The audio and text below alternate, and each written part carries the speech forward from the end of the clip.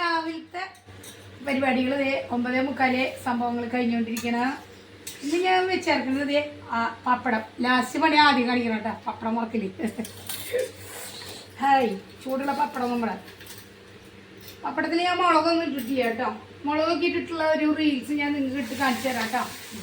അപ്പോൾ പപ്പടം വറക്കണം. പിന്നെ ഞാനിന്ന് ഉണ്ടാക്കിയത് സാമ്പാറാണ് കേട്ടോ. സാമ്പാർ കഴിച്ചു കൊടുക്കുക.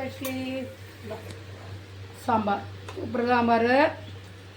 പിന്നെ ഇന്ന് ഞാൻ ചട്നിയാണ്, തേങ്ങ ചട്നി. പിന്നെ നമ്മുടെ ഇഡ്ഡലി.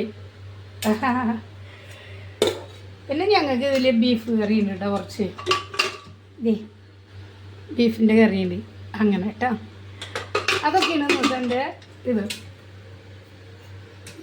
അപ്പോൾ ഞാൻ ഇഡ്ഡലി സാമ്പാർ കഴിക്കാനും വേണം കേട്ടോ. ഇഡ്ഡലി അടിപൊളി ഇരിക്കട്ടെ.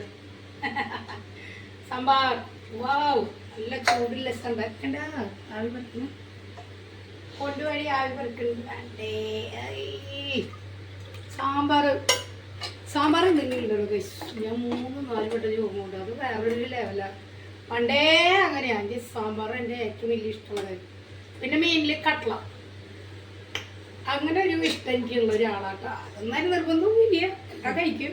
അല്ല ഞാൻ പറയുന്നത്, മീനിൽ കട്ട്ള മീൻ ഭയങ്കര ഇഷ്ടം എനിക്ക്. വാങ്ങിയിട്ട് വെച്ചാൽ അതുപോലെ തന്നെ സാമ്പാർ കൂട്ടിയാൽ ഞാൻ കുറേ തോന്നും അങ്ങനെ.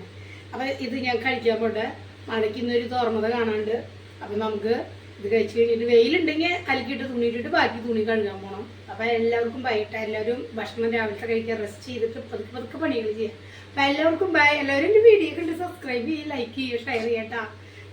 Okay, by.